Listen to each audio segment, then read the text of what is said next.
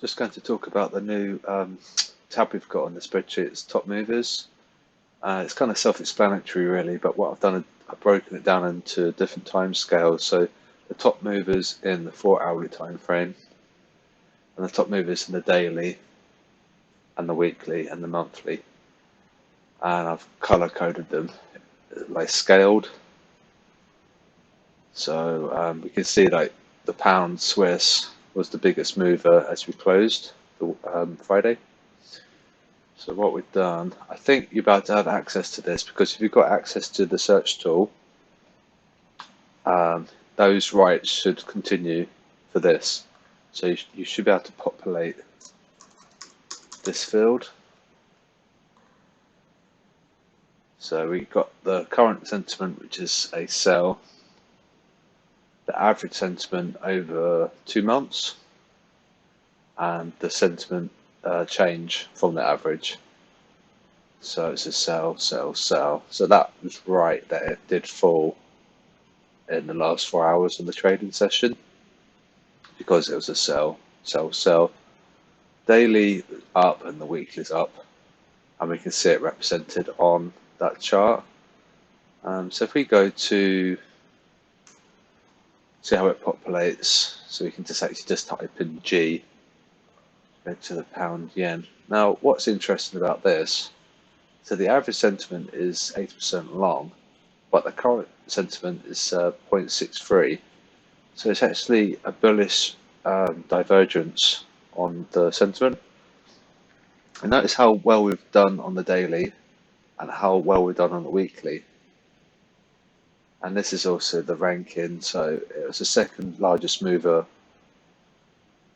there on the daily, and the second largest mover on the weekly, and it came 6th place on the monthly.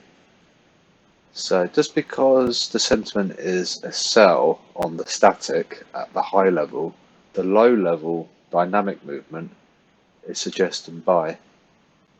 So that's interesting. So it could be a reversal there, and as you see, that's been reflected in that, those change in pips.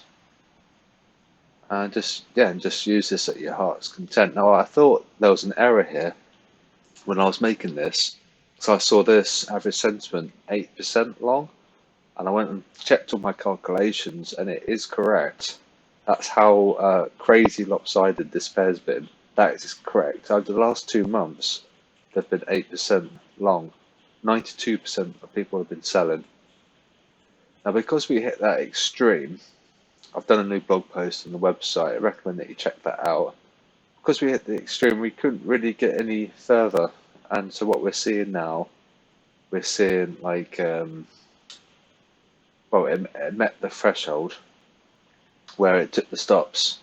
It got to 93.3 or something, didn't it? That got really, really high.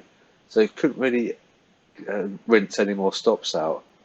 And now we're seeing that change in the sentiment. So this is like the reversal of the pound yen, where we had sell, sell, buy. This is buy, buy, sell. So this dynamic movement across time is probably key. It tells you that there's a potential reversal in play. Just a quick overview, really, just how it's done. This is something I was going to implement about the moving averages, but I couldn't get the hourly, the daily time frame. I could only do hourly. So the hourly 100-day isn't that powerful, but I'll probably look into that at some point.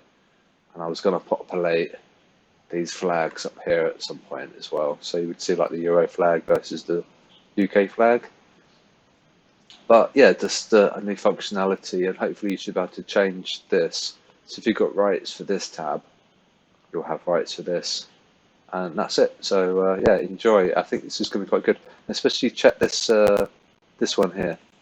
That could be the key. So yeah, enjoy.